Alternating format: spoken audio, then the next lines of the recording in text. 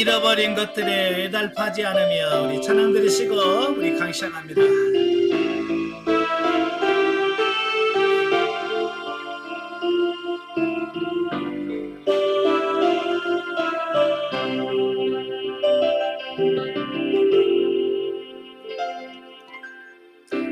잃어버린 것들에 애달파하지 않으며 살아있는 것들에 연연하지 않으며 살아가는 일에 감명하지 않으며 나의 나를 버리고 오직 주님 내 안에 살아있는 너들이 되게 하옵소서. 하나님과 기분하지 않으며 후회에도 말하지 않으며 모든 나를 떠나도 괴로워하지 않으며 억울한 일 당해도 원통하지 않으며 손을 들어 잠시라도 전하지 않으며 오늘 살아있으니 감사하게 하소서. 아멘. 기도하겠습니다. 은혜로우신 아버지, 은혜와 사랑을 진심으로 감사합니다. 오늘도 우리를 사랑하셔서 귀한 선을 허락하시고 요한 1서의 말씀을 같이 상고할 수 있도록 은혜 주셔서 감사합니다. 오늘도 말씀을 할 때 그 말씀이 살아있는 말씀이요 생명의 말씀이 될 수 있도록 성령님 도와주시옵소서. 시동을 주님께 맡겨오며 예수님의 이름으로 감사하며 기도합나이다. 아멘. 예, 이 시간 우리 교재 103페이지입니다. 103페이지 보시면 요한 1서의 서론적 이해가 나오게 되어지는데요. 자, 1제목, 본서의 한글 표제는 요한 1서라고 이렇게 되어 있죠. 이것은 저자의 이름과 그 편집 순서를 반영하는 것이에요. 헬라어 사본 중에 이오안누스 에피스톨레 알파, 이 말은 요한의 첫 번째 편지, 그런 뜻이에요. 예, 그러니까 요한이 편지를 크게 3개나 쓰거든요. 그래서 3번에 쓴 것을 구분하기 위해서 1서, 2서, 3서 이렇게 되어 있습니다. 신의 사본에 그렇게 되어 있고요. 또 알렉산드리아 사본이나 바티칸 사본에는 이오안누 알파, 즉 요한의 첫 번째라고만 기록되어 있고요. 또 레기우스 사본 같은 경우에는 거룩한 사도 요한의 공동서신이라는 제목도 붙여져 있습니다. 영어 성경에도 똑같고요. 다 요한의 첫 번째 편지라는 뜻으로 요한 1서다라고 이름이 붙여져 있습니다. 자, 그럼 저자는 누굴까? 본서의 저자는 요한복음의 저자이기도 한 사도 요한이라는 견해가 전통적으로 지배적인 견해다라는 겁니다. 자, 그러나 이런 전통적인 견해와 또 반대되는 견해도 제시되어지고 있습니다. 자, 그 중에서도 대표적인 견해는 요한 2서와 3서의 장로 요한을 사도 요한과 다른 동명이인으로 보아서 본서의 저자를 장로 요한으로 제시하는 견해도 있다라고 하는 겁니다. 그러니까 어디를 보면 항상 반대하는 사람이 있기 마련이에요. 그러니까 여기는 이제 장로 요한이라고 되어 있기 때문에 사도 요한하고는 또 다른 장로 요한이다라고 이렇게 보는 견해다, 그 말이에요. 네. 자, 이들은 복음서와 요한서신의 저자를 구분하는 근거가 뭐냐? 첫째, 본서의 내용이 바울 서신서와 흡사하다는 점. 또 두 번째, 사랑의 사도로 알려진 요한이 이단에 대하여 너무 과격한 표현을 쓴다는 점. 또 세 번째로 어부의 글이라고는 너무 수준이 높다는 점. 이 세 가지 이유를 들어서 아무래도 사도 요한이 쓴 것 같지 않다라고 주장을 해요. 나름대로 이유는 있어요. 자, 그러나 이런 반론에 대해서 성경은 내증뿐만 아니라 외증으로 본서의 저자가 사도 요한이라고 하는 사실을 강하게 제시하고 있어요. 먼저 외증을 보면 그 사도 요한의 제자인 폴리갑, 폴리갑은 빌립보 교회에 보내는 편지에서 본서를 그의 스승의 저작으로 분명하게 밝히면서 인용하고 있다는 거예요. 또 그 폴리갑의 제자인 이레니우스도 자신의 저서 중에서도 마찬가지로 그렇게 하고 있다는 거예요. 또 알렉산드리아의 클레멘트, 오리겐, 터툴리안을 비롯한 초대교회 속사도들과 교부들이 본서의 저자를 사도 요한이라고 인정하고 있다는 거예요. 외증이 탄탄해요. 뿐만 아니라 내증으로 보면 본서 자체 안에 요한이 저자라고 하는 사실을 말해주는 직접적인 구절은 없지만 본서의 내용이나 사상, 언어, 문체 등이 요한복음과 현저한 공통점을 가지고 있다라고 하는 겁니다. 그러니까 같은 사람이 쓰다 보니까 어떤 언어라든지 이런 것들이 비슷할 수 있죠. 자, 그래서 본서와 요한복음의 공통적인 사상을 살펴보면 그리스도의 성육신에 대한 부분, 또 그리스도의 생명이시요 진리이심, 또 빛과 어둠, 독생자를 보내신 하나님의 사랑, 사랑의 계명, 또 신자가 하나님 앞에 거하는 것 등 비슷하고 유사한 점이 너무 많은 거예요. 이런 걸 통해서 사도 요한이 본서의 저자라고 하는 것은 확실하다라는 거예요. 자, 그러면 3번 기록 연대와 장소. 자, 본서의 기록 연대는 요한계시록을 제일 후대작으로 본다면, 그러니까 사도 요한이 성경을 5번을 쓰잖아요. 요한복음하고 요한계시록, 요한 1, 2, 1, 3. 그래서 모두 5번을 쓰는데 그 요한 서신 중에 맨 마지막에 쓴 게 요한계시록이란 말이에요. 자, 요한이 박해를 받아서 반모섬으로 유배되기 전 예배소에서 목회하던 시절에 본서를 기록했다라고 볼 수 있다는 겁니다.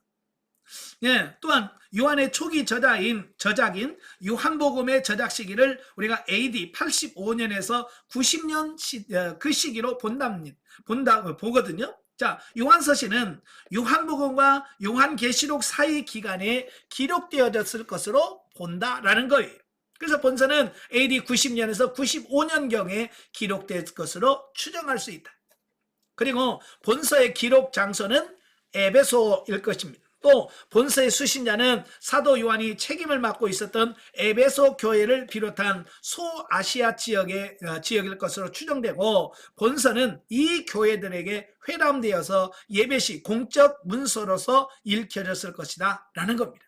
그래서 이 요한 1, 2, 3서도 공동서신에 해당된다라는 겁니다.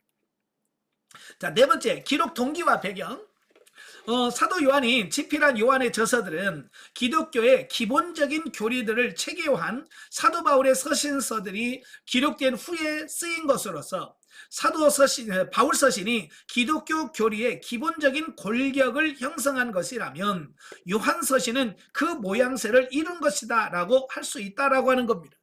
그러니까 이미 사도 바울을 통해서 기독교의 기본 교리 틀을 딱 정해놨어요.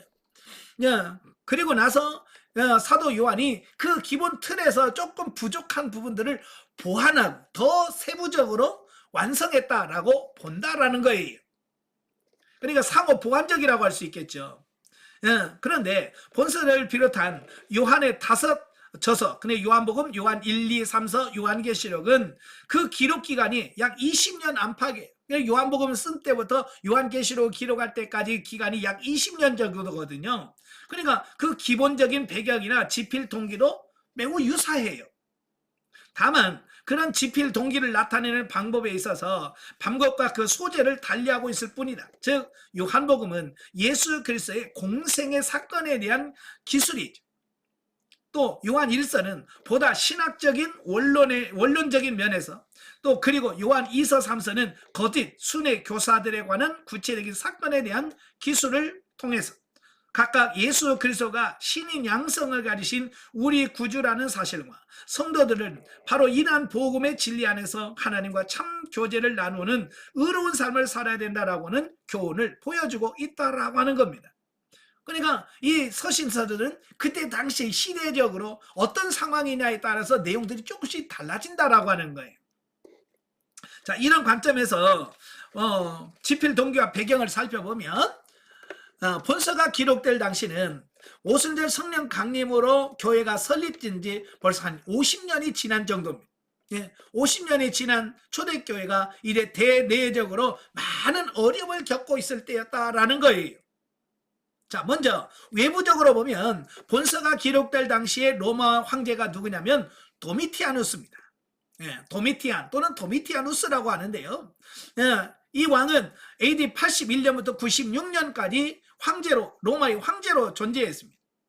자, 그는 열렬한 이시스 신의 숭배자로서 황제 자신도 신이라고 칭하였다라고 하는 겁니다. 어찌보면 로마의 여러 왕들이 있죠. 여러 왕들 중에서 기독교를 박해한 왕들이 있는데 그 중에서 가장 공격적이고 가장 악랄하고 가장 조직적으로 기독교를 핍박했던 사람이 누구냐면 바로 도미티아누스예요. 물론 이제 네로 황제도 있잖아요. 네로 황제는 그냥 그 순간적인 부분에서 좀 그 로마 시내 중심적으로 이루어졌다면 이 도미티아누스는 로마 제국 전역을 거쳐서 기독교를 박해한 황제라고 볼 수 있습니다. 그러면 왜 그가 기독교를 박해했을까라는 겁니다. 자, 그 네로 황제부터 시작해서 여러 황제들이 이 황제로서 제 역할을 감당을 못했어요. 그러니까 이 황제에 대한 불신, 황제에 대한 불만이 많은 때예요. 그러니까 도미티아누스가 이 황제가 되고 나니까 사람들이 황제의 권위를 무시하는 거예요. 그러니까 어떻게 하면 이 황제의 권위를 다시 세울까 고민하다가 그 전에도 이미 있었지만 황제를 신으로 섬겨라. 그래서 황제를 숭배하는 신전을 세우고 모든 종교는 그의 종교 의식을 시작하기 전에 먼저 황제를 위해서 기도하고 그 다음에 황제를 향해서 기도하고 그 다음에 예배를 드려라 이렇게 명령을 내리는 겁니다. 일반 종교들이 다 진리가 아니니까 그죠? 황제에다가 절하고 기도하고 그 다음에 자기 신에게 충분히 합니다. 그러나 유일하게 유대교하고 기독교 왜 유일신 사상이잖아요. 그죠? 오직 하나님밖에 신 아니야. 다른 신은 없어 라고 주장하는 바로 유일신을 섬기고 있는 기독교와 유대교만큼은 어떻게 황제를 신이라고 우리는 안 섬깁니다. 그러니까 이 도미티아누스가 화가 나는 거예요. 그래서 기독교와 유대교를 박해하기 시작을 했어요.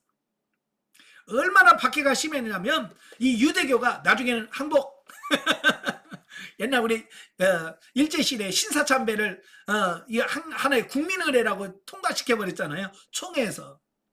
그와 똑같이 유대교에서도 이건 국민의례이지 우상숭배가 아니라 그래서 유대교도 손을 들고요 황제 숭배에다 동참을 했어요. 그런데 유일하게 끝까지 반대하고 거부했던 게 기독교예요. 그리고 황제 입장에서 얼마나 미웠겠어요. 그죠? 황제 권위를 세우려고 했는데 황제 신 거부하지. 그래서 이 기독교에다요 극심한 박해를 하게 됐다라고 하는 겁니다.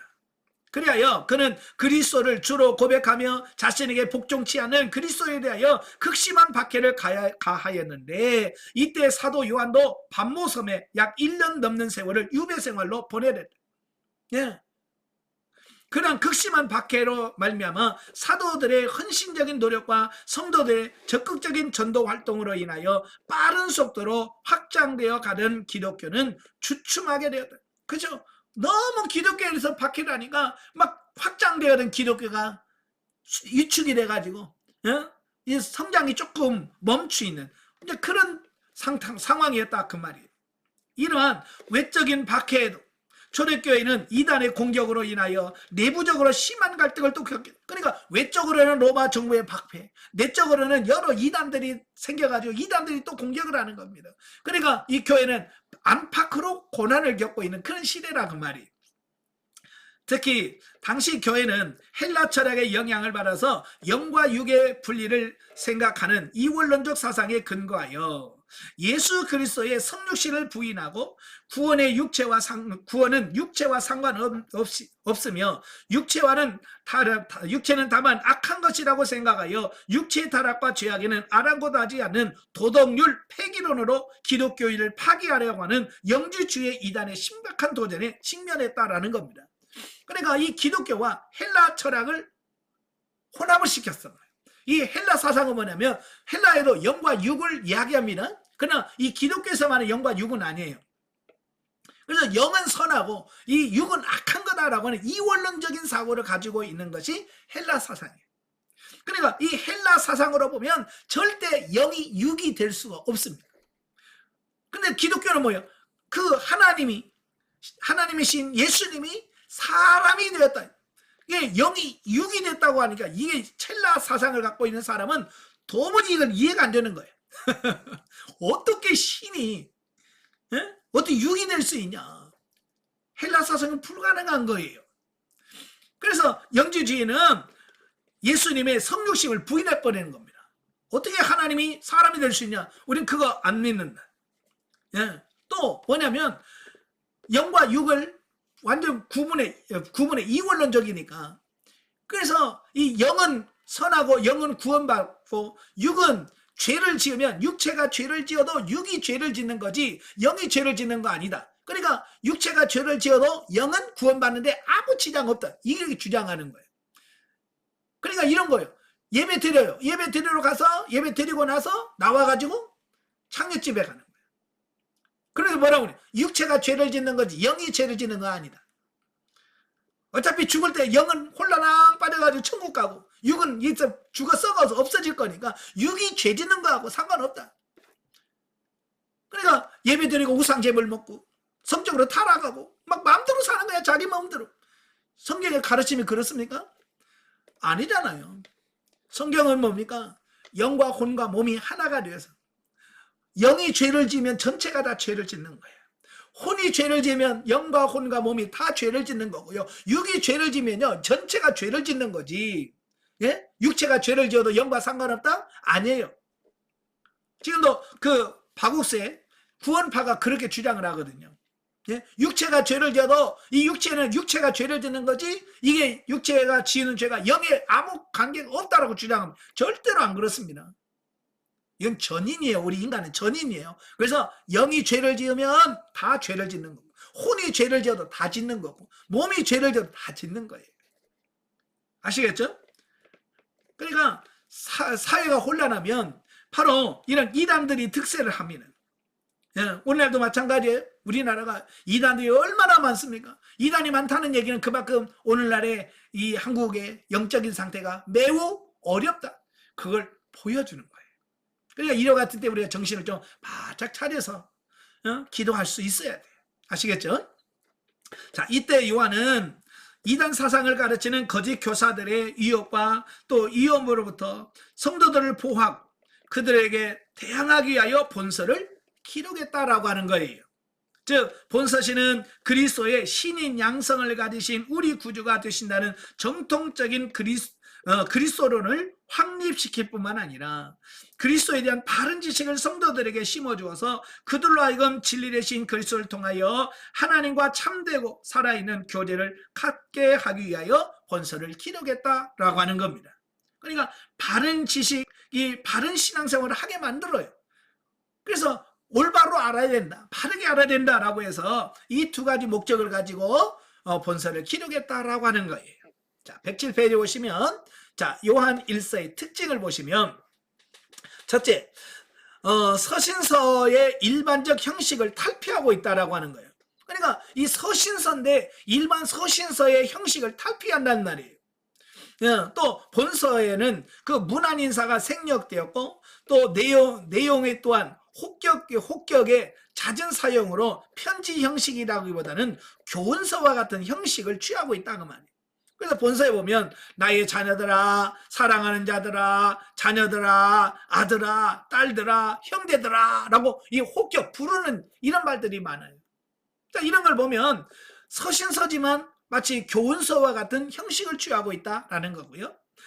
두 번째로 단순한 평이한 문장들을 사용함으로써 영적으로 깊은 진리에 대하여 보다 쉽게 이해하도록 하고 있다라고 하는 겁니다.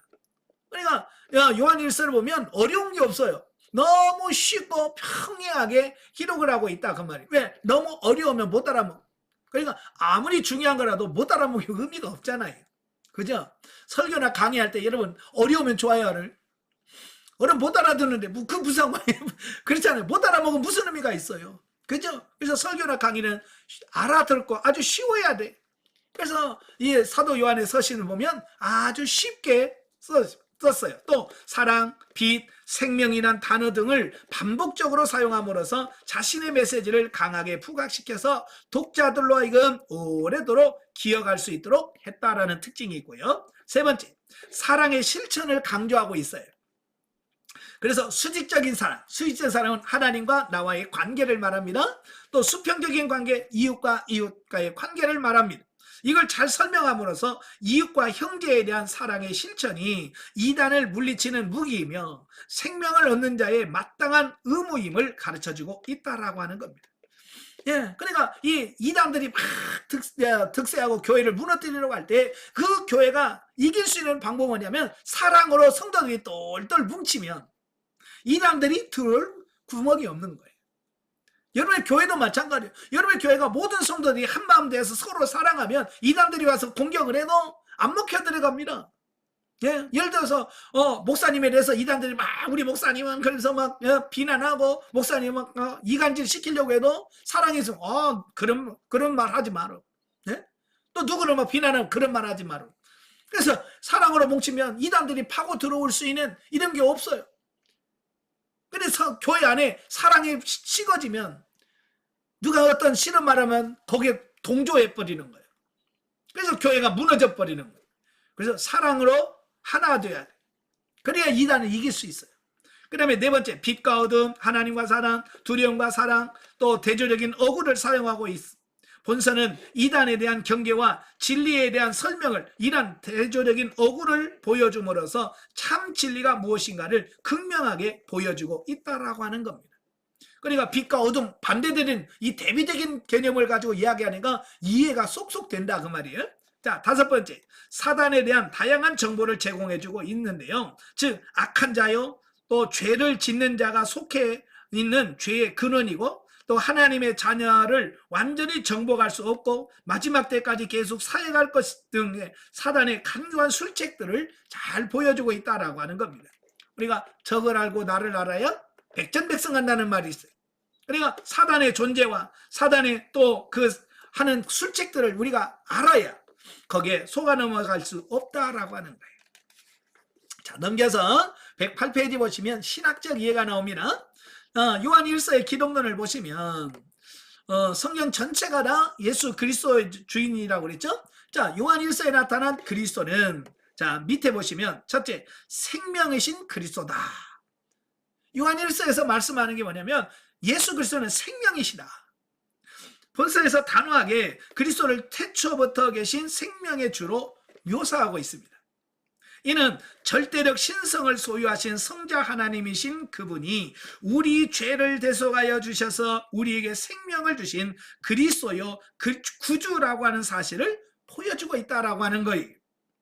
자, 이것이 성경에서 말씀하시는 핵심적인 진리거든요. 그래서 이 진리는 변함이 없어요. 그리고 이것은 양보할 수도 없는 진리거든요.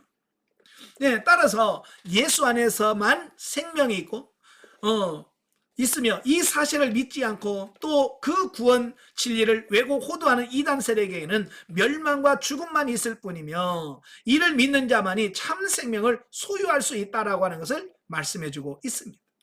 예? 예수님 뭐라고 그랬어요? 내가 곧 길이요 진리요 생명이니 나로 말미암지 않고는 아버지께 갈 자가 없다.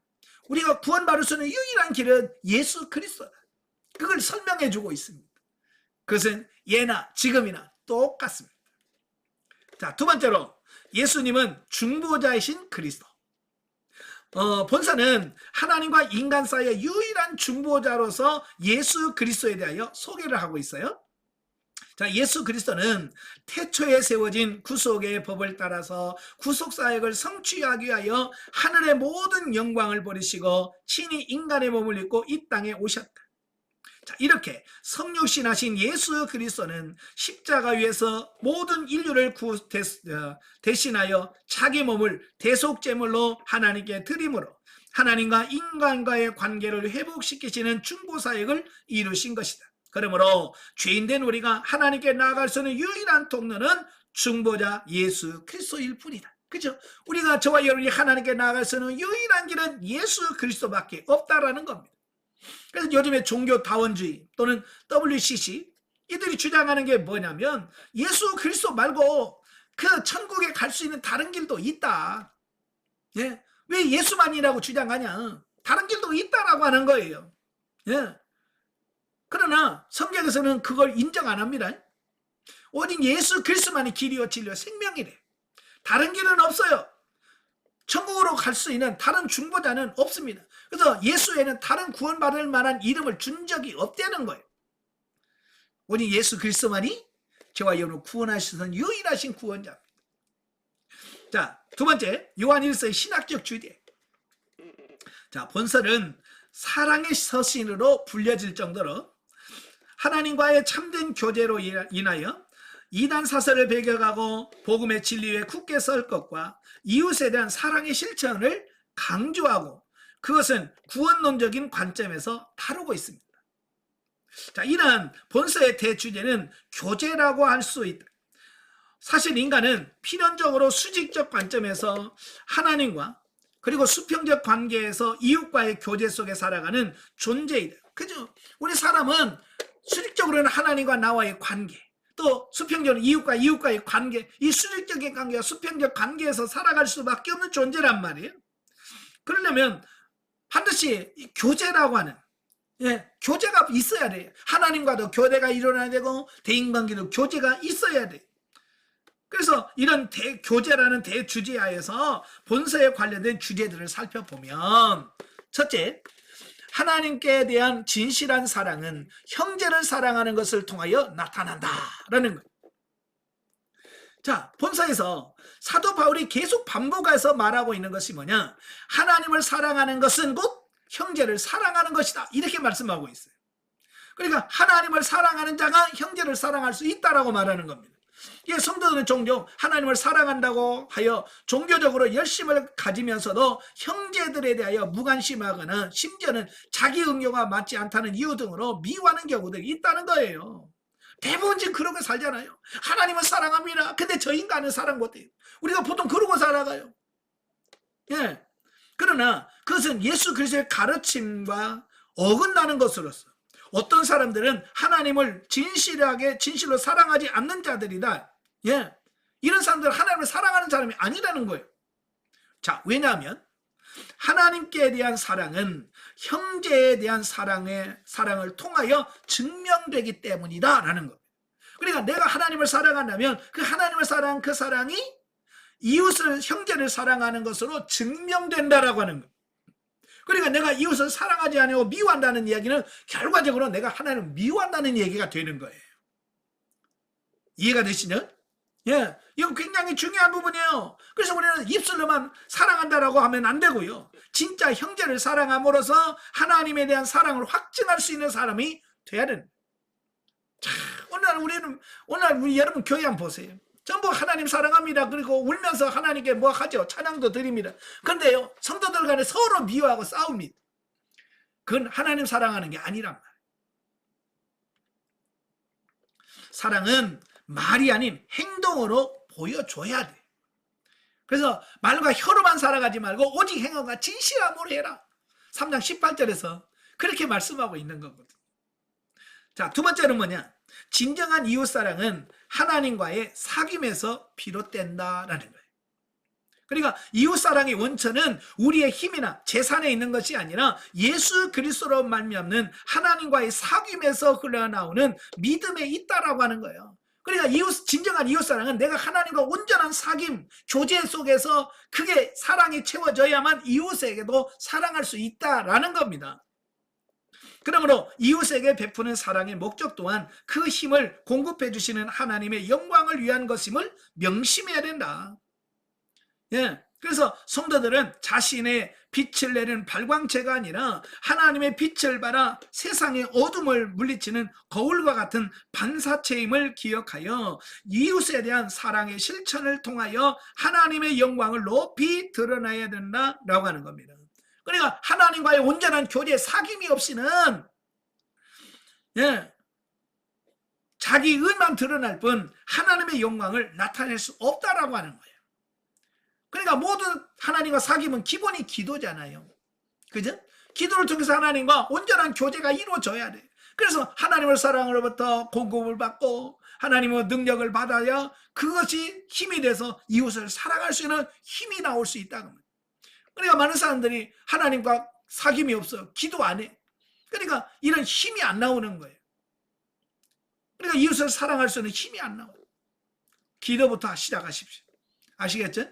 하나님과 기도함으로써 이런 사랑이 실행되는 여러분 되시길 바라고요. 자, 세 번째로 뭐냐? 죄인 되었던 우리가 하나님과 교제를 누릴 수 있게 된 것은 궁극적으로 신인 양성을 가지신 중보자로서 우리 죄를 위하여 죽으신 그리스도의 대속적 죽음의 그 근거를 두고 있다라고 하는 거예요.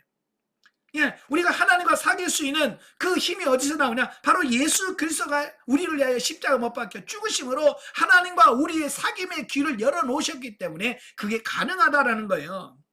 자, 그러므로 성도들은 하나님과 참된 교제를 위하여 그리스도와 그의 복음에 대한 확신하는 믿음을 가져야 된다라는 겁니다. 왜? 하나님과의 사귐은 예수께서 성취하신 그 구속사로 인하여 성취되었기 때문에, 가능해졌기 때문에. 그러니까 예수를 빼면 안 돼요. 예, 예수님만이 오직 하나님께 나가는 유일한 길인데 그 예수님 부정해버리면 이게 안 되어지는 거예요. 네 번째, 성도의 죄는 하나님과의 사귐을 파괴한다는 겁니다.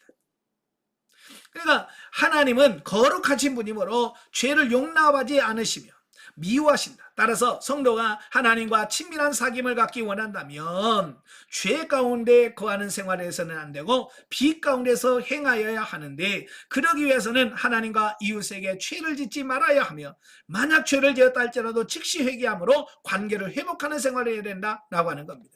여러분, 죄와 하나님은 빛과 어둠과 같은 거예요.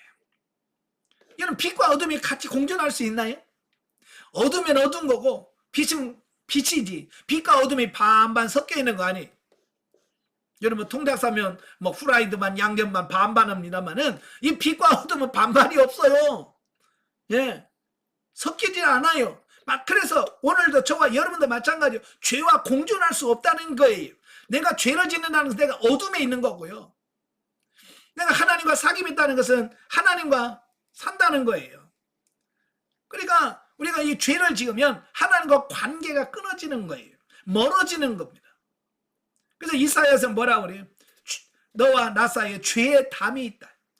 예, 죄가 뭐예요? 하나님과 우리 사이에 막는 담이에요. 그래서 손이 짧아서 구원도 못하는 것도 아니고 내가 귀가 어두워서 못 듣는 것도 아니고 바로 죄의 담이 가로막혀서 너희의 기도가 내게 들리지 않는다.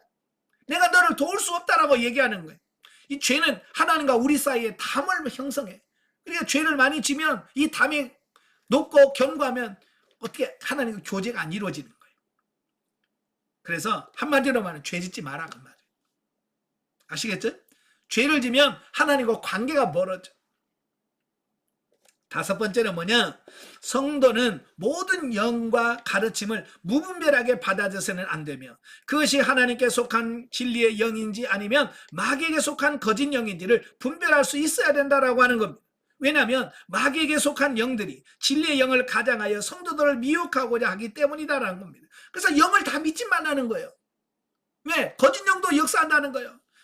예, 사도 바울이 뭐라고 그래요? 광명한 천사처럼 가장해서 우리에게 온다는 겁니다. 그래서 영이라고 다 믿지 마라. 예, 분별할 수 있어야 된다라고 말씀하고 있습니다. 따라서 성도는 그리스도의 신성과 인성 그리고 십자가의 죽음과 부활 사건을 통한 구원과 영생만을 믿고 이것 외에 내가 가르침을 가르치는 모든 영을 배격해야 한다. 우리가 깨어 있어서 분별하셔야 돼요. 저도요, 제가 가난 2-3인가요? 2-2인가 3인가요? 근데 기도 막 하려고 막 기도를 하는데 갑자기요, 제 안에서 뭐라고 말했어요? 내가 하나님이다. 그러면서 이상하게 막 제 입에서 나오는 거예요. 기도하고 있는데. 야, 저도 깜짝 놀랐어.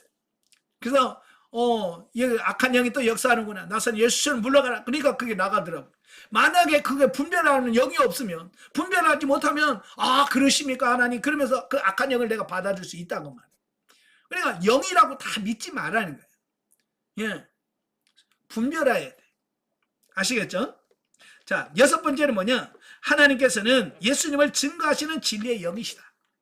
성도들 가운데 내주에 계시는 성령님은 성경을 기록하신 원저자이시며 예수 그리스도와 그의 복음의 진리에 대하여 증거하시는 일을 하고 계신다. 따라서 성도들은 날마다 진리의 영이신 하나님의 조명하심을 받아서, 성령님의 조명하심을 받아 성경 말씀을 묵상함으로 그 가운데 하나님의 뜻을 깨달아 그대로 실천하는 생활을 해야 된다. 그러니까 성령의 감동으로 기록된 성경은 성령님의 조명하심이 없이는 정확하게 우리가 이해하거나 깨달을 수가 없다는 얘기예요. 아시겠죠? 그래서 우리가 진리를 바르게 깨닫기 위해서는 성령의 도우심이 절대적이다. 그래서 성경을 읽을 때는 항상 기도하셔야 돼요. 예, 기도하시면서 성령님 보여주시옵소서, 깨닫게 해주세요.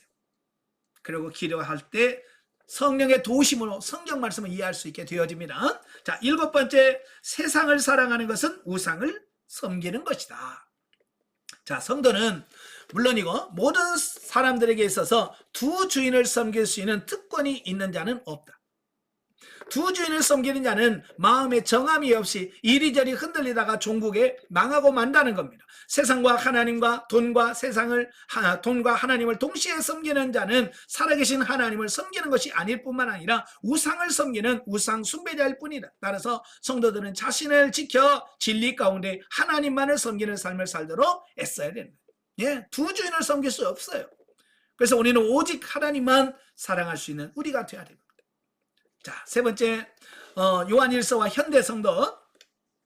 자, 사랑의 사도인 요한은 요한복음을 기록한 이후에 자신이 돌보는 교회들에게 편지로 어두움과 및 빛, 또 오류와 진리, 죽음과 생명 등의 간명한 어휘들로 기독교의 심오한 진리들을 아주 명료하게 설명을 해주고 있습니다. 자, 이러한 본서는 복잡하고도 미묘한 시대에 사는 우리들에게 어떤 의미로 다가오는가? 또한 초대교회 당시에는 와는 비록 그 성격이 다르지만 오히려 그때보다 더 많은 이단 세력이 토처에서 활동하는 가운데 사는 현대 성도들에게 어떤 교훈을 줄 수 있는가? 본서에서는 무엇보다 현대 많은 사상들이 도전하며 의심하고 있는 예수 그리스도의 신인 양성에 대하여 분명하게 증거하고 있다라는 겁니다. 이 신인 양성이라고 하는 것은 예수님은 참 신이시고 참 인간이시다라고 하는 신인 양성을 말하는 거예요. 이 둘 중에 뭘 하나를 부정하면 안 돼요. 예수님이 참 하나님이심을 부정해도 안 되고 또 참 인간이 되신 것을 부정해도 안 되는 거예요. 즉 예수 그리스도는 신성이나 인성 중 하나만 가지셨다거나 또는 반신반인의 존재가 아닌 사람의 모든 인성을 가지신 인자이시고 또한 구속사적 경륜을 진행하시는 삼위 하나님의 한 분이시며 성자 하나님이신 절대 신성을 가지신 분이심을 명백하게 가르쳐주고 있다라고 하는 거예요. 따라서 예수 그리스도의 신인 양성에 대한 어떠한 도전도 비성경적이며 비진리임을 보여주는 본서는 예수 그리스도를 통한 구속의 복음만이 유일한 구원의 길이며 또 그를 통해서만 하나님과 참된 교제를 나눌 수 있다고 하는 것을 보여준다. 자, 이런 본서를 통해서 오늘 살고 있는 현대인들에게 어떤 교훈을 주는가라고 하는 거예요. 첫째, 거룩하신 하나님과의 교제를 갖기 위해서는 무엇보다도 죄를 멀리하는 태도를 가져야 됩니다. 아까도 조금 전에 설명드렸죠? 예, 그것은 하나님이 빛이 되신다. 예, 하나님은 빛이에요. 그 앞에 가면 모든 것이 밝히 드러나기 때문이다. 그러므로 성도들은 항상 예수 그리스도의 보혈을 힘입어 자신의 죄를 고백하고 빛 가운데 행하는 삶이 필요하다라는 겁니다. 예, 빛 대신 하나님 앞에 나아가려면 우리가 거룩해져야 돼. 그래서 레위기 보면 내가 거룩하니 너희도 거룩해라. 예, 거룩하신 하나님께 나아가려면 내가 거룩해야만 하나님께 나아갈 수 있다는 거예요. 우리가 완벽할 수는 없지만 그래도 하나님께 나아가기 위해서 노력은 해야 되지 않겠습니까? 그죠? 내가 거룩해지려고 하나님의 말씀대로 살아보려고 몸부림치는 이런 과정이 필요하지 않겠는가라는 거예요. 열심히 노력하시길 바래요. 자, 두 번째로 신인 양성을 가지신 예수 그리스도만이 하나님과 죄인 사이의 유일한 중보자이시며 우리의 구속자가 되신다는 사실에 대한 확고한 믿음을 잃지 말아야 된다는 겁니다.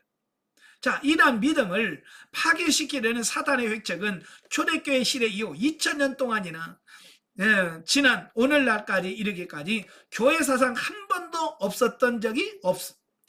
예, 이 신의 양성 예수 그리스도를 통한 온전한 구원을 이걸 파괴시키려고 사단은 2000년 동안 계속 역사에 가고 있어요. 지금도 자유주의 신학자 또 이단 사상 여러 가지를 통해서 이것을 무너뜨리려고 시도하고 있다 그 말이에요.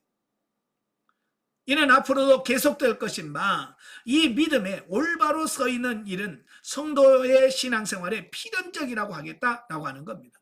네? 오늘도 이 하나님의 예수 그리스도의 신의 양성을 부정하려고 하는 수많은 것들이 나올지라도 여러분 우리는 변함없이 오직 예수 그리스도를 바르게 믿는 우리가 돼야 됩니다. 진리는 변하지 않습니다. 초대교회는 이런데 지금은 바뀌어집니까? 그건 아니에요. 그건 진리가 아니죠. 진리는 변함이 없어야 진리입니다.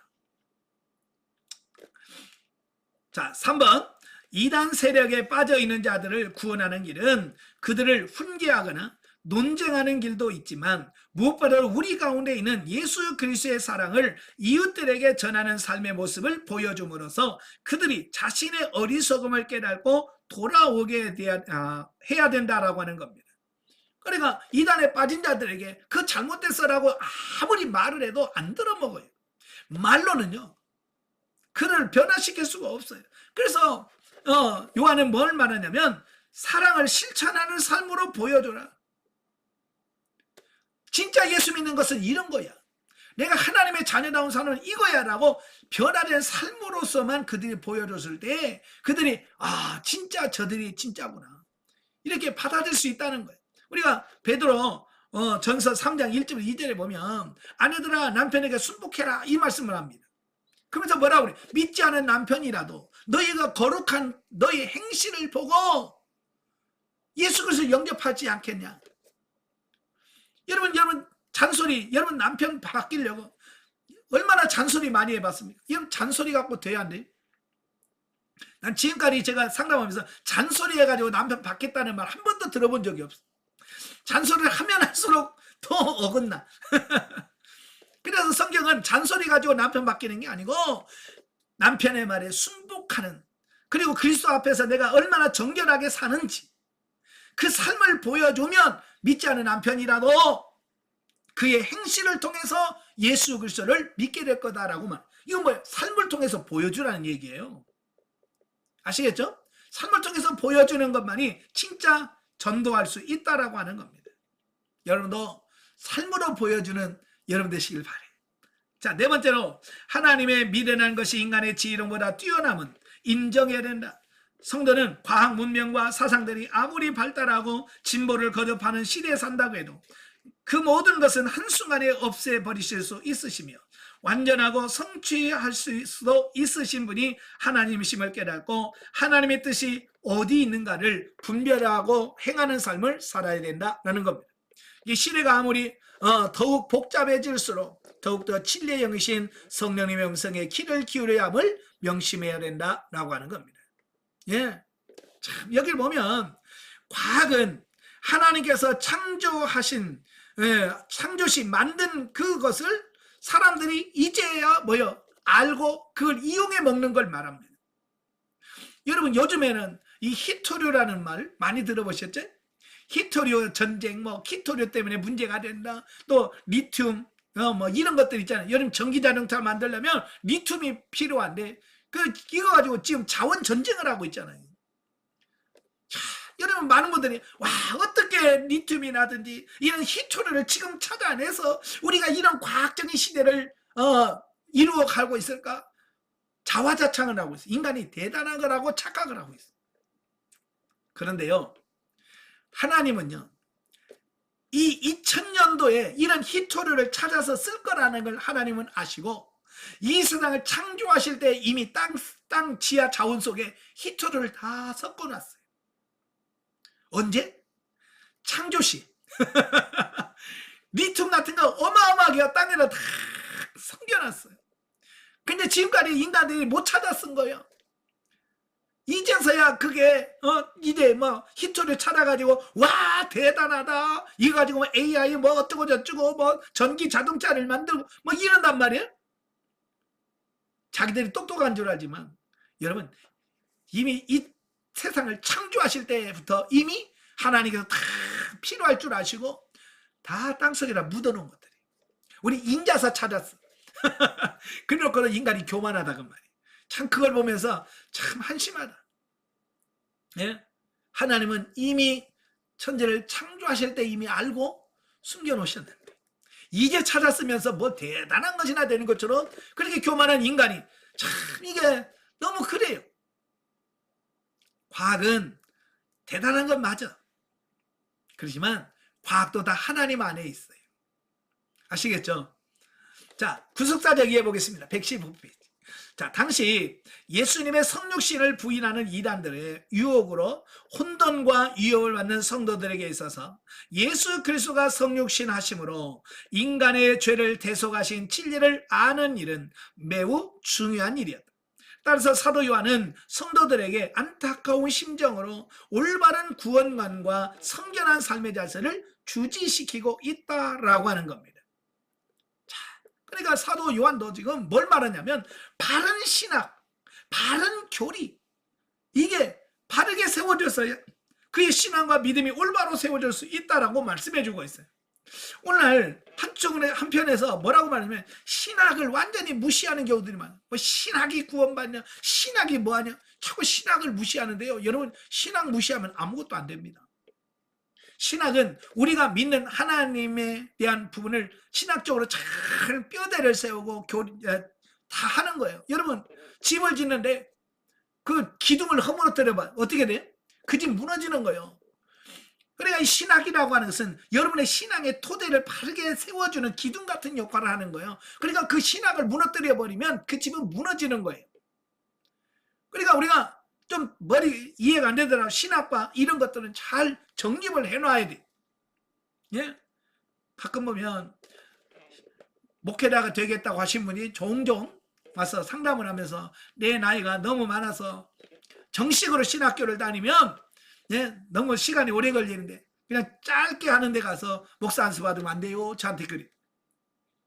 저는 그런 반대한다고 그래요.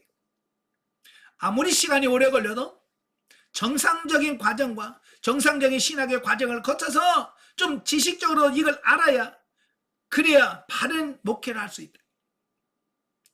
어떤 분은 제가 신학 얘기하니까 뭐라 그래. 아니 예수님 뭐 신학교 나오셨습니까? 신학교도 안 나왔어도 뭐 우리 구주가 되시고 막 그런 말하면 신학이 뭐 필요 있냐고 막 그러시고. 그래서 제가 그랬죠. 당신이 그럼 예수님이십니까? 예수님은 하나님이시기 때문에 신학이 필요 없는 분이에요. 그러나 우리는 예수님이 아니고 사람이에요. 사람이기 때문에 신학을 해야 되는 거예요. 제가 그래요. 여러분 신학 무시하면 절대로 안 됩니다. 예. 자, 예수님께서 이 땅에 인성을 갖고 오셨기 때문에 인간의 죄를 대속하실 수가 있다라고 하는 겁니다. 만약에 예수님의 인성을 부인해버리면 우리의 죄를 해결할 방법이 없어요. 예, 예수님이 우리가 똑같은 인간으로 오셔서 십자가를 돌아가셔야만 우리 인간의 죄가 다 속해지는 건데 예수님의 인성으로 부인해버리면 예수님이 십자가 주신 건 아무 상관이 없게 돼버리는 거예요.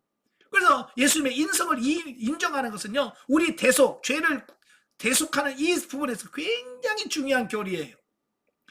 자, 그리스도께서 성육신 하시고 생명을 주신 사랑의 역사는 지금도 개개인의 모든 삶 속에서 나타나고 있다.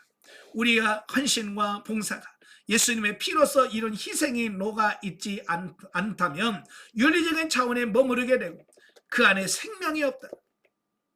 하나님은 예수님의 십자가의 희생과 부활의 삶을 현세 천국 안에서 누릴 수 있도록 지금도 우리의 삶 곳곳에서 훈련해 가셔서 거듭나게 하고 성장하게 하신다라고 하는 겁니다. 예, 바로 하나님께서는 저와 여러분 영적으로 살아 성장 성숙시켜서 그 현세 천국에서 천국의 삶을 우리가 경험하고 체험하고 맛보면서 살아갈 수 있도록 이 땅에서 역사하시는 거예요. 근데 우리가 변화 훈련 성장이 안 되면 그게 불가능한 거예요.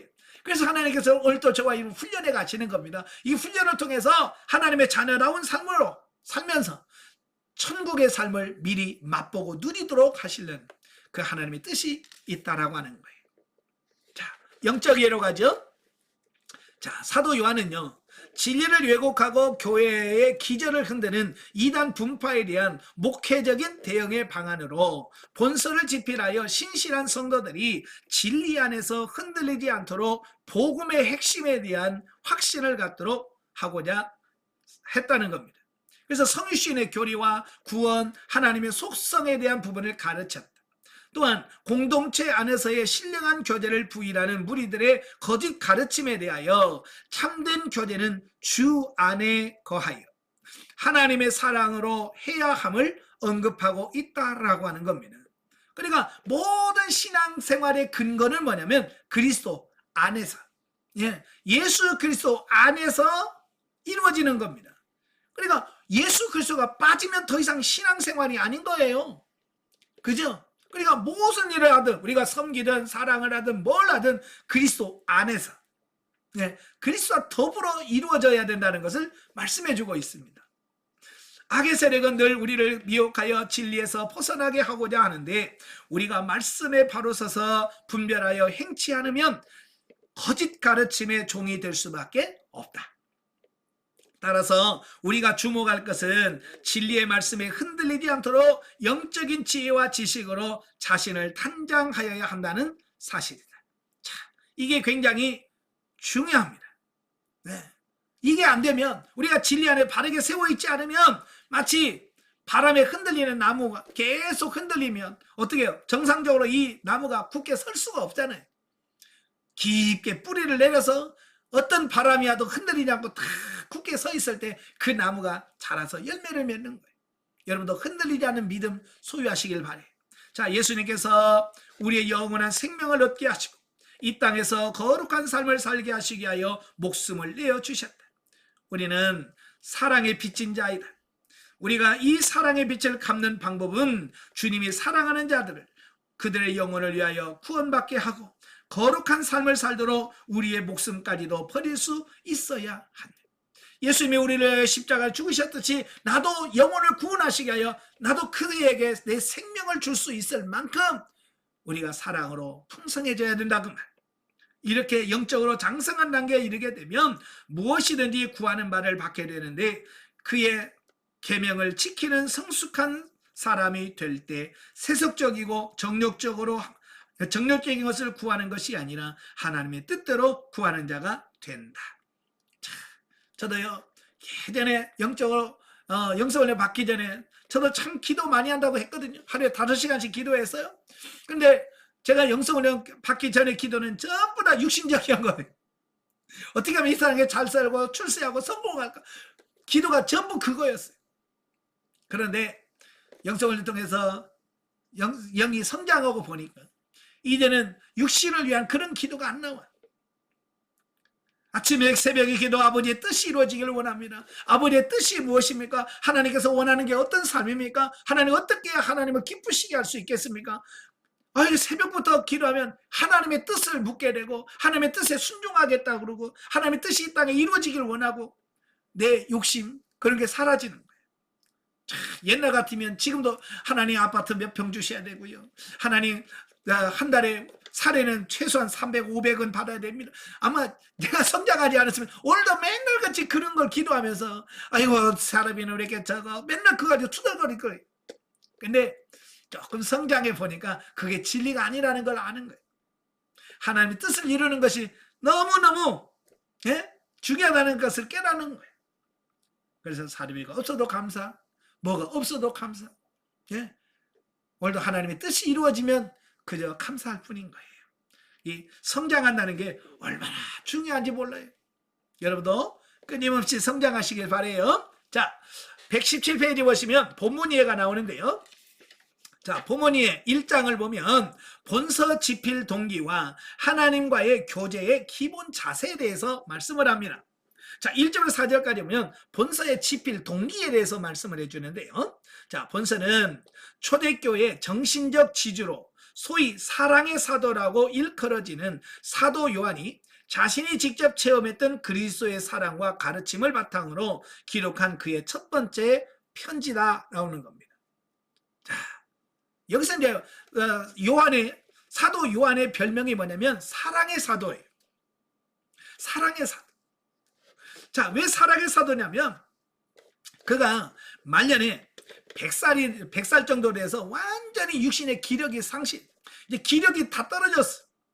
그러니까 이제 제자들이 이제 예배 시간에, 설교 시간에 제자들이 이렇게 업고 가서 강대상에다 앉혀놔. 설교하시라. 그러면 거기서 서로 사랑해라. 사랑이 최고다. 그래서 이 사랑에 대한 설교만 했대.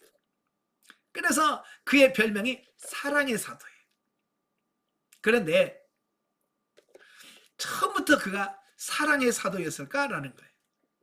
자, 이게 중요한 거예요.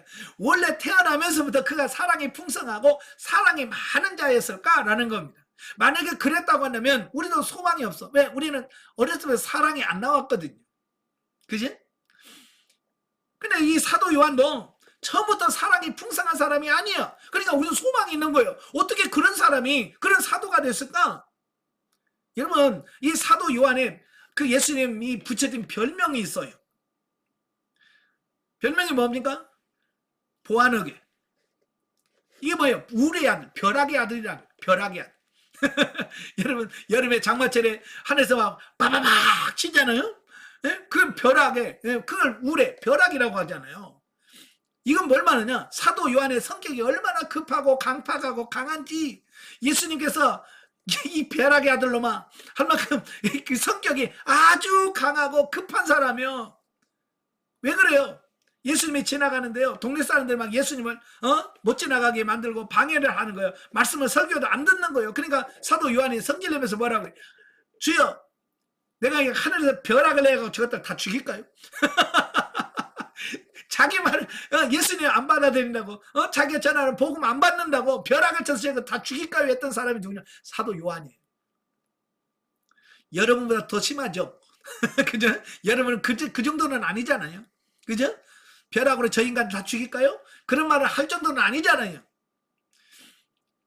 사도 요한은 원래 그런 사람이에요. 근데 그런 사도가 바뀌어서 사랑의 사도가 됐다고 말이에요. 그러니까 저는 이걸 보면서 소망을 갖는 거예요. 아이고, 이런 벼락의 아들도 사랑의 사도가 될 수 있구나. 이건 하나님이 하시는구나. 그러니까 제가 영성사회 가면서도 정말 개차반 같은 사람이 와서 훈련받아도 제가 소망을 가져요. 왜? 요한 같은 사람도 바뀌었어. 사울 같은 존재도 바뀌어서 바울이 돼. 우리 아들이 사랑의 사도가 돼. 요걸 진짜 이건 하나님만이 하실 수 있잖아요. 그죠? 그러니까 제가 하나님, 저는 할 수 없습니다. 하나님이 갚아주세요. 하나님이 변화시켜 주세요. 시간에 가면 조금씩 바뀌어져가는 모습을 보면서 저도 소망을 갖는 거예요. 여러분도 소망 가지고 열심히 훈련받기를 바라요. 안 된다고 너무 좌절하지 마세요.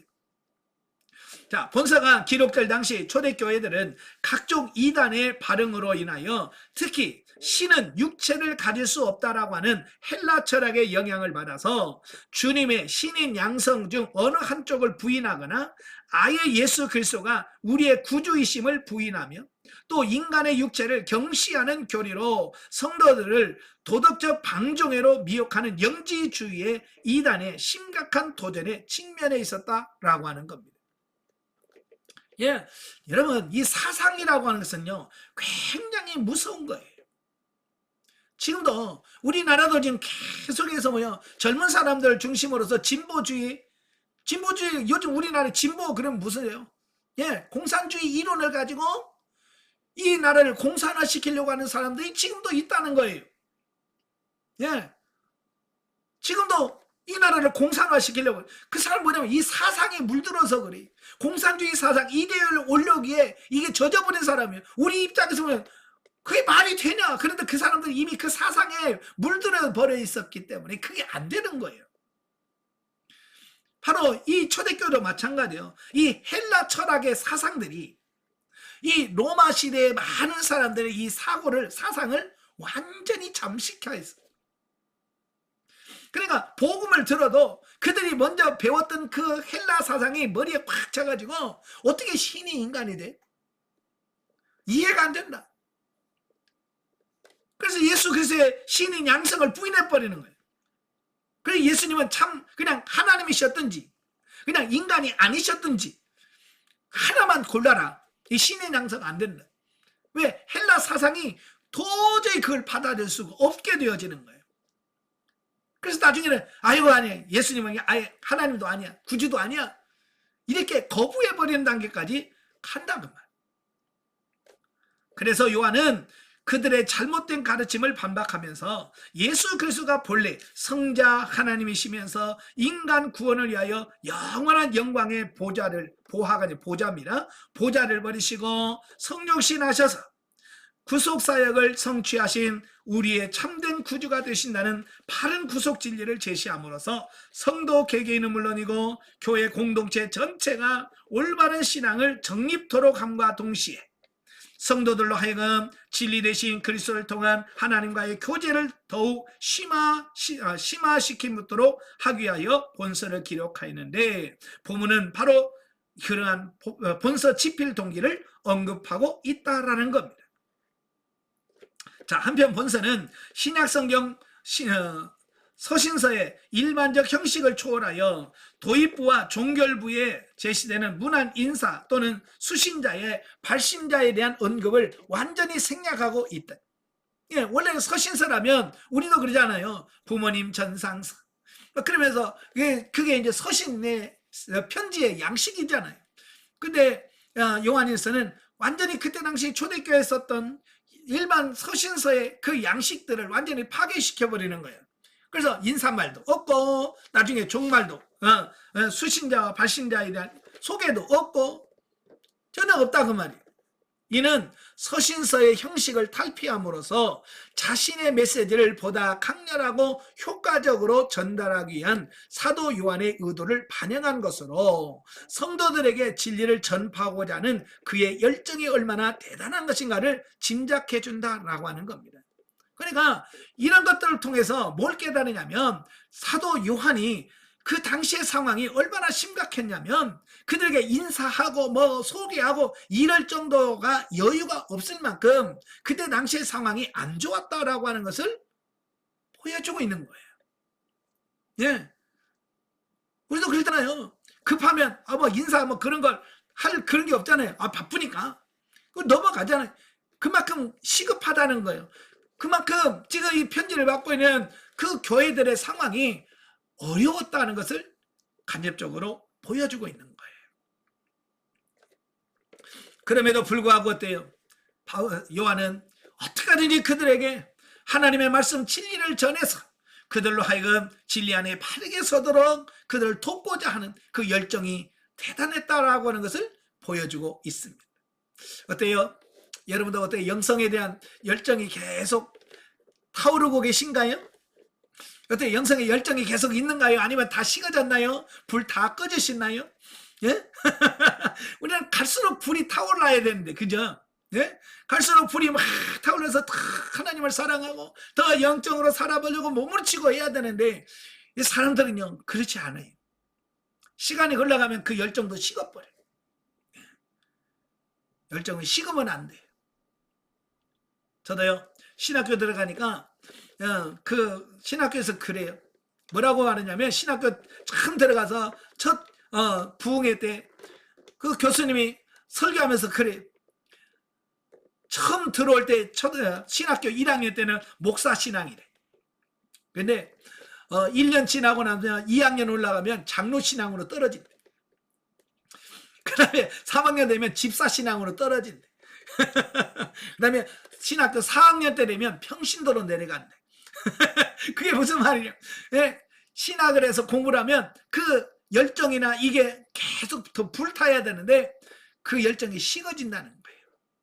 그걸 그렇게 재미나게 표현해 주는데 오늘 우리 영성훈련도 참 그런 것 같아요. 끝날 수료 날짜가 다가오면 어찌 보면 더 영적으로 성장해야 되고 성숙해야 되고 더 하나님을 향한 열정이 있어야 되는데 더 식어져 버려. 이걸 주의하십시오. 아시겠죠? 뜨거운 열정을 다시 회복하시길 바랍니다. 자, 5절부터 10절까지 보면 하나님과의 교제의 기본 자세. 자, 본달락에서 성도가 하나님과 참된 교제를 갖기 위해서 그 취해야 할 기본 자세 두 가지. 하나님과 이 교제를, 참된 교제를 계속 나누려고 하면 우리가 기본 자세 두 가지가 갖춰야 된다는 거예요. 첫째가 뭐냐? 어두움의 일을 버리고 빛 가운데로 행하라 라고 하는 거예요. 5절부터 7절. 어둠의 일을 버리. 어둠의 일은 뭐예요? 죄 짓는 일이에요. 죄 짓는 일, 타락한 거. 이걸 벗어버리라는 겁니다. 우리가 죄 짓는 생활을 벗어버리고 빛 가운데로 행하라는 겁니다. 이는 우선적으로 하나님과의 교제를 위해서는 성도가 그리스도의 구속 진리를 믿음으로 법적으로 의롭다함을 얻는 자라야 함을 보여주는 것이다 라는 겁니다. 그러니까 우리가 하나님과 교제가 되려면 먼저 우리가 영적으로 거듭나고 중생해야 돼. 그죠? 이게 가장 기본이에요. 가장 기본이고, 여기서 빛은 성경에서 진리, 순결, 진실, 정의 등을 내포하는 말로 하나님의 거룩하신 속성을 나타낼 때 흔히 사용하는 표현입니다. 그러니까 하나님의 거룩하신 속성을 의미할 때 빛이라고 우리가 표현하는 겁니다. 반면 어둠은 뭐요? 무지, 죄악, 불신앙 등을 내포하는 말로 마귀의 속성을 나타낼 때 흔히 어둠이라고 표현한다 그 말이에요. 자, 여기서 우리가 주목해야 할 사실은 빛과 어둠이 공존할 수 없듯이 하나님과 마귀가 공존할 수 없다는 겁니다. 그죠? 하나님과 마귀는 절대 한 자리에서 공존할 수가 없습니다. 따라서 하나님과 진정한 교제를 나누기 원하는 자들은 1차적으로 마귀에게 속한 곧 본질상 진노 아래에 있는 상태에서 복음을 믿음으로 빛 가운데로 들어와야만 한다라는 것입니다. 그래서 우리가 마귀와 친할 것인지 하나님과 친할 것인지 이게 굉장히 중요한 겁니다. 만약에 우리가 마귀와하고 친하다면 우리는 하나님과 사귈 수 없다는 거예요. 사귐에 전혀 이길 수 없다는 겁니다. 그래서 내가 하나님과 친해지고 하나님과 사귐이 되려면 먼저 마귀하고 멀어져야 돼. 아시겠죠? 마귀하고 먼저 멀어져야 돼요. 그리고 하나님과 예수 그리스도와 동행할 때에 하나님과 사귐이 이루어진다라고 하는 사실이에요. 우리가 빛 가운데 들어왔다, 빛 가운데 산다, 그런 말로 표현이 된다 그 말이에요. 자, 두 번째는 뭐냐? 자신의 죄를 자백하고 용서를 받아야 된다라는 겁니다.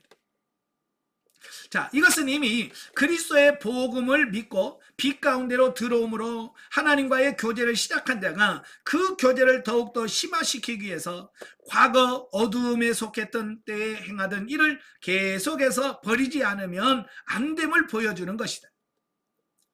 사실 성도라 할지라도 죄를 범할 수 있고 그 죄로 말미암아 신앙의 침체에 빠질 수도 있다라고 하는 겁니다. 계속해서 말씀드렸지만 죄라고 하는 것은 하나님과 우리 사이를 가로막는 담과 같은 장애물이다라고 말씀했잖아요. 그죠? 죄는 하나님과 우리 사이에 가로막는 담이에요. 이 담이 계속 존재하는 한 하나님과 우리는 참된 교제를 나눌 수가 없고요. 하나님과 점점 멀어질 수밖에 없다라고 하는 거예요. 이건 이사야 59장 1절 3절에서 말씀하고 있잖아요. 그래서 우리는 죄를 지으면 안 되는 거죠. 그런데 문제는 뭐냐면 우리는 육신을 가지고 있기 때문에 우리는 죄를 짓지 않으려고 해도 우리는 죄를 지을 수밖에 없다라고 하는 거예요. 이게 안타까운 거예요. 여러분 중에서 나는 혹 죄를 짓고 싶어, 나는 죄를 지어야 돼, 나는 죄를 안 지면 안 돼, 이런 사람이 있어요, 없어요? 없어요. 다 죄 안 지려고 그래. 나는 죄를 짓고 말 거야, 그런 사람 손 들어봐요. 없잖아. 아무도 없어. 난 죄 짓고 말 거야, 이런 사람 없어. 아침부터 주님 오늘도 죄 안 짓고 정말 하나님 앞에 살기를 원합니다 라고 하면서 기도하며 살지만 언젠가 나도 모르는 사이에 벌써 내 안에 죄를 짓고 있는 내 모습을 본다고 말이에요. 왜? 우리는 육신을 가지고 육신 안에 살고 있기 때문에 그렇다는 거예요. 그래서 육신을 갖고 있는 한은 우리는 어쩔 수가 없는 거예요. 그래서 하나님께서는 회개라고 하는 제도를 우리에게 허락하신 거예요. 왜? 우리는 육신을 갖고 있는 존재이기 때문에 우리는 여전히 죄 가운데 살고 죄 가운데 빠질 수밖에 없다는 것을 하나님도 아셔. 그렇다고 해서 마음대로 죄를 져도 뭐 하나님 어차피 아시는데 뭐 그 죄지라는 말은 아니에요. 네? 우리가 연약해서 하나님의 말씀도 살려고 막 노력을 해도 우리는 죄를 지을 수밖에 없는 존재라는 거예요. 그래서 하나님은 그걸 아시고 우리에게 회개라고 하는 구원의 길을 하나님께서 우리에게 허락하신 거예요. 이때 요구되는 것이 뭐냐? 하나님과의 교제를 가로막는 죄의 바른 자백, 곧 회개다. 회개는 하나님께 나아갈 수 있는 유일한 길이에요. 아시겠죠? 예, 유일한 길. 그래서 하나님은 죄를 고백하는 자들의 불의를 깨끗하게 하실 분들을 더욱 정결하게 하시어 성화의 길로 이끄신다라고 하는 겁니다. 참, 예전에 우리 방공 포스터 많이 했잖아요. 거기 보면 간첩 뭐쯤에서 자수하여 광명 차차 그런 말 있잖아요. 그죠? 자수는 뭐요? 예, 자기가 스스로가 내가 죄인입니다, 내가 간첩이요 라고 자기가 스스로 자기 죄를 고백하면서 경찰서에 가는 걸 자수라고 그래요. 어쩔 수 없이 끌려가는 게 아니라 스스로가 가는 걸 말해요. 오늘도 마찬가지예요. 죄를 지었어. 내가 죄를 지면 억지로 끌려가서 하나님 죄를 지었습니다, 그게 아니라 자기 스스로가 내가 죄를 지었구나, 하나님 내가 죄인입니다 하고 스스로가 하나님께 나아가는 거. 하나님 원하는 게 그거예요. 하나님을 꼭 집어서 너 그 죄 졌지? 나 하나님 꼭 지적을 하고 뭘 해야 그때서 몰라서 그랬습니다, 죄송합니다, 이게 아니란 말이에요. 스스로가 내가 죄인인 걸 인식하면 바로 고백하고 하나님께 나아가야 된다, 그 말씀을 하고 있습니다. 그러면 하나님께서 우리를 깨끗하게 하시고 우리를 정결하게 만들어 우리의 성화길로 가도록 하신다는 겁니다.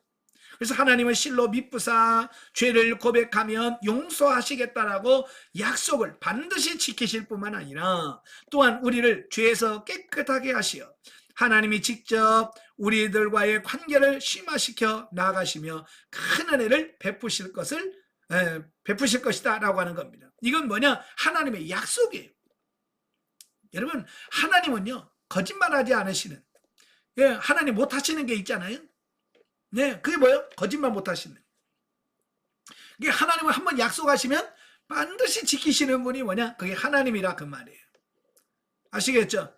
그래서 여러분도 죄를 멀리하고 하나님을 가까이 하는 여러분 되시기를 바랍니다. 자, 영적에 보죠. 자, 하나님을 믿는다는 성도가 거짓을 행하고 자신의 죄를 발견하지 못하여 그릇 행한다면 육신의 감정을 따르는 것이지 하나님의 영을 따른다고 할 수 없다라는 겁니다. 예, 이제 이게 중요한 겁니다. 많은 사람들이 하나님을 따른다, 내가 하나님을 섬긴다, 하나님 말씀에 순종한다라고 말은 하지만 여전히 뭐냐? 자기의 육신의 감정이라든지 이런 것을 따라서 살아간다, 그 말입니다. 예. 그래서 하나님께서 이런 부분들을 육신의 감정을 따르면 안 된다. 육신을 처리하고 하나님의 영, 성령을 따라 행해야 된다라고 말씀해주고 있습니다. 자, 여러분 이제 신분 상담을 하게 되면 여러 가지 신분이 나와요. 하나님의 자녀라는 신분, 왕이라는 신분, 성전이라는 신분, 제사장이라는 신분, 그리스도의 신부라는 신분이 주어지는데 그 중에서 중요한 게 뭐냐면 두 번째 왕의 신분이에요. 왕의 신분. 즉 왕의 신분은 뭐냐면 왕 그러면 다스림, 통치를 의미하거든요. 자, 이제 왕의 신분이 회복이 돼야 되는데, 그 왕의 신분이 회복된다는 것은 뭐냐면 내 안에 있는 감정, 죄, 환경 이런 것들을 다스리고 정복할 수 있는 신분이 뭐냐? 왕의 신분인 거예요. 많은 사람들이 영성훈련하면서도 이 왕의 신분이 정상적인 작동을 안 하신 분들이 계셔. 이 왕의 신분이 작동을 안 하면 절제가 안 돼. 통제가 안 되는 거예요. 이 왕의 신분이 되면 뭐냐면 막 감정이 막 악한 감정이 나오고 분이 팍 혈기가 올라오도 이 왕의 신분이 회복된 사람은 왜 혈기 부리느냐? 혈기 잠잠해라. 그러면 혈기가 올라왔다 그냥 쫙 사라져 버려요. 예. 왕의 신분이 회복이 되면 그게 통제가 돼요. 근데 왕의 신분이 안 된 사람은요, 이게 안 되는 거예요. 화가 나면 그 화를 이걸 못 끄는 거예요. 참 이걸 통제는 안 돼가지고 그 화 때문에 분노 때문에 막 벌벌 떨다가 나중에는 막 다 엎어. 이게 뭐냐? 통제가 안 되는 거예요. 그러니까 여러 가지 신분도 중요하겠지만 이 왕의 신분 회복하는 것이 제일 중요해요. 근데 왕의 신분은 뭐 하냐? 첫째, 나를 다스려. 나는 뭐냐? 육신 안에서는 감정, 혈기, 분노 이런 것들을 다스리는 겁니다. 그 다음에 죄를 다스립니다. 그 다음에 환경을 다스려요. 그 다음에 마귀를 다스립니다. 그래서 왕의 신분이 회복이 돼요. 여러분 꼭 기도하시면서 이 왕의 신분 회복을 위해서 기도하셔야 돼요. 저도 새벽에 기도하면서 하루를 시작하면서 꼭 5가지 신분 놓고 기도해요. 하나님, 오늘도 하나님의 자녀로서 하나님과 온전한 교제를 통해서 하나님의 말씀을 듣고 하나님의 말씀을 순종할 수 있기를 원합니다. 하나님, 오늘도 왕의 신분을 회복시켜 주옵소서. 그래서 나를 다스리게 하시고 죄를 다스리게 하시고 환경을 다스리게 하시고 마귀를 다스릴 수 있도록 도와주시옵소서. 이렇게 하루를 시작하면서 이 5가지 신분에 걸맞는 삶이 나오도록 기도하셔야 돼요. 여러분 기도하십니까? 신분 넣어서 기도해요? 네, 신분 놓고 기도하셔야 돼요. 다른 건 기도 못해도 이 5가지 신분을 놓고 기도하셔야 돼요. 그래야 그 신분에 맞는 삶이 되어지고 그 삶이 되어질 때 비로소 여러분이 안식을 누리고 평안을 누릴 수 있다라고 하는 겁니다. 자, 우리는 감정을 따라 판단하여 행하는 것이 아니라 말씀의 진의를 분별하고 세상과 진리가 아닌 것에 아닌 일에 타협하지 말아야 된다라고 하는 것을 보게 되어집니다. 자, 이게 중요한 거예요. 여러분, 진리가 아닌 것은 양보합니다. 진리가 아닌 것은 얼마든지 양보하세요. 그러나 진리만큼은 양보하거나 타협하면 안 됩니다. 자, 예를 들어서 이런 거요. 진리가 아닌 것들 여러분들 많지요. 예를 들어서 여러분, 자, 식당에 갔어요. 중국집에 갔습니다. 남편이 뭘 먹을래? 짬뽕. 오늘 짜장 먹어. 짜장 둘이요. 여러분 기분 나빠요, 안 나빠요? 나는 짬뽕 먹고 싶은데 남편이 짜장 둘이요. 그러면 왜 나는 짬뽕 먹고 싶은데? 네? 그러면서 화날 수도 있잖아요. 이건 진리의 문제입니까? 진리 문제가 아니에요? 이건 진리가 아니거든요. 그러니까 그런 거 갖고 싸우려고 했어. 그렇지 뭐 오늘 그냥 짜장 먹지 뭐. 그냥 넘어가면 편해. 근데 나는 짬뽕 먹고 싶은데 짜장 시켰다고 거기서부터 계속 불평을 하고 불만하면 결국 부부간에 싸운다면 외식하러 갔다 기분 좋게 외식하러 갔다 싸워. 그럴 때는요, 내 마음이 안 들더라도 진리가 아닌 부분은 굳이 그렇게 싸울 필요가 없어요. 그냥 맛이 없으면 맛없는 대로 먹으면 돼. 그 한 끼 뭐 짜장 먹었다고 죽는 것도 아니잖아요. 그죠? 그러니까 진리가 아닌 부분은 우리가 양보하시라고요. 진짜 진리 문제는 뭡니까? 기도해야 되는 문제, 성경 말씀에서 순종해야 되는 문제만큼은 이건 타협할 수가 없는 거예요. 그래서 우리가 분명하게 타협할 것과 양보할 것과 해서는 안 될 것을 구분할 수 있는 이런 능력이 우리 가운데 있어야 돼. 그래야 우리가 하나님 앞에 바로 설 수 있다라고 하는 겁니다. 어쨌든 주 안에서 승리하시기를 주님으로 축원합니다. 기도하겠습니다. 은혜로우신 아버지 감사합니다. 요한 1서를 통해서 참으로 험난한 세상, 하나님 우리를 변화올려 성장 성숙시키기 위해서 여러 가지로 훈련해 가시며 연단해 가시는 과정이 있는 줄로 압니다.